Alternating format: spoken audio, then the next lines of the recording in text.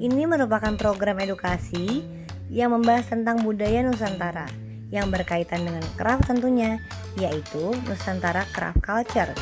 Dan kali ini tema kita adalah episode tentang handicraft. Hai Sugeng Sonten dalam bahasa Indonesia, selamat sore.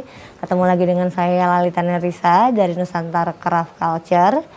Dan saya mau menjelaskan saat ini saya berada di gedung Mitra Hadi Prana yang pada eranya saat itu dia dibangun oleh Insinyur Soekarno. Dan sampai hari ini bangunan ini masih tetap berdiri dan digunakan sebagai mall untuk galeri batik-batik atau fashion Nusantara. Dan saat ini saya sedang berada di Putri Pare Setiawati. Awal mulanya Tante bisa membuat ini atau mencintai batik dari mana, Tan?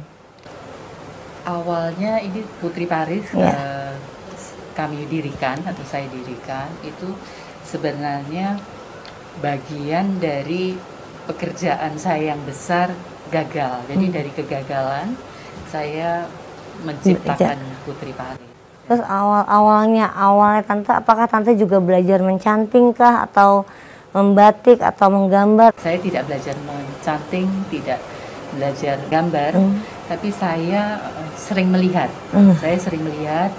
Nah dari situ yang saya dapat itu inspirasi ya. Iya. Terus yang pertama kali Tante buat, boleh ceritain nggak? Kainnya apa, bahannya bagaimana, gitu atau keinginan apa? saya saat itu mengembangkan parang. Iya. Nah ternyata mempunyai banyak kendala di waktu, terus yang lahir duluan malah kebaya, kebaya gitu. Kalau parang sendiri boleh tahu Tan, contohnya motif parang itu seperti apa? Seperti ini parang ini parang ya, ini parang surigo, itu parang besar ya. Parang, filosofinya apa ini Tante? Kalau boleh tahu. Diangkat dari pusaka, jadi keris ya. Ini yang memakai penasihat raja. Ceritanya hanya pada eranya yang hanya boleh menggunakan ini penasihat raja. Tidak boleh kaum di bawah itu ya. Ya. Lalu kenapa saya beri gambar wayang? Gambar wayang. Ini wayang Werkudara ya. Jadi di Pendawa 5 dia tokoh yang sangat bijaksana ya.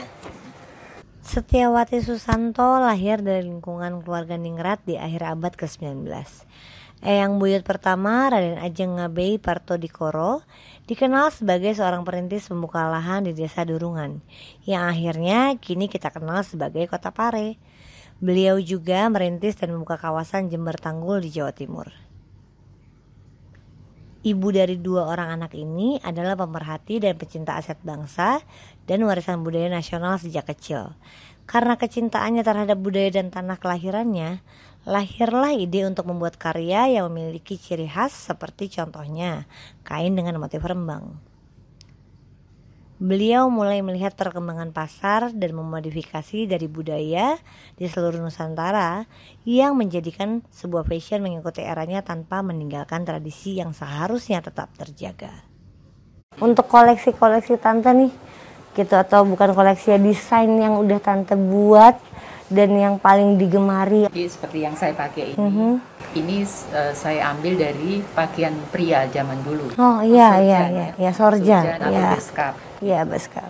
Nah, di situ saya kembangkan menjadi kebaya. Iya. Seperti itu. Oh ya Tante, aku mau tanya, maksud dari dialektrikan dari timur dan desa Berata itu maksudnya apa Tante? Dialektika dari timur itu saya intinya kan punya visi misi menyelamatkan aset Nusantara. Salah satunya itu kebaya. Semoga di lain kesempatan kita bisa ketemu lagi, bisa ngobrol-ngobrol lagi. Terima kasih banyak, sampai ketemu lagi di episode selanjutnya.